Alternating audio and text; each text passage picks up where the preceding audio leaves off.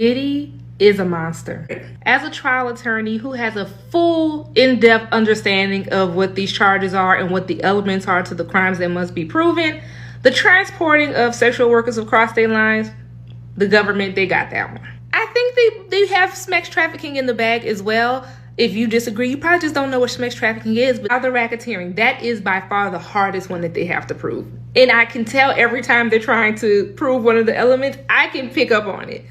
Diddy's trial, grab your snacks. So day 9 begins with George Kaplan testifying, and he is a former assistant for Diddy. And the government is definitely using his testimony to help prove their racketeering. He talked about how Diddy would send him to pick up wire transfers for him from Western Union, and it would be like large sums of money. He also admitted that he was given immunity by the United States for his testimony.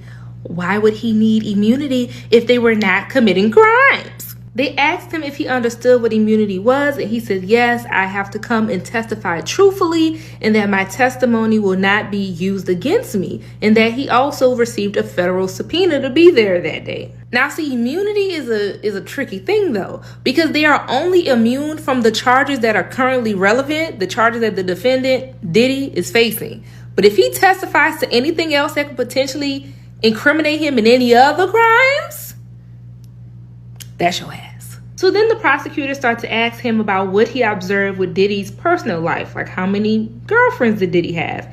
And he explains that Kim Porter was around, Cassie, and this girl named Gina. So the prosecutors was like, get into each one. So they start talking about Kim Porter. And so he said that Diddy had a lot of respect for her, that she was the mother of his children, and she had a very powerful role in his life. Then they got into Cassie, and he described his relationship with her to be very, very, very, very different. He said that Diddy was extremely violent towards Cassie. And then he recalls the time where they're on his private jet going to Vegas. So then all of a sudden he hears glass shatter. So then he turns around, and all he sees is Cassie on the ground with her hands and like her feet and legs in the air, like in the self-defense kind of position. And Diddy is full on standing over her, cocked back. But in his hand is a whiskey glass, and he about to clock her over the head with it. And then he starts to kind of look sad as he's telling the story, and he says that Cassie started to yell out for help. And the prosecutor was like, well, what did you do? And the man was like, nothing. They were all afraid of this man.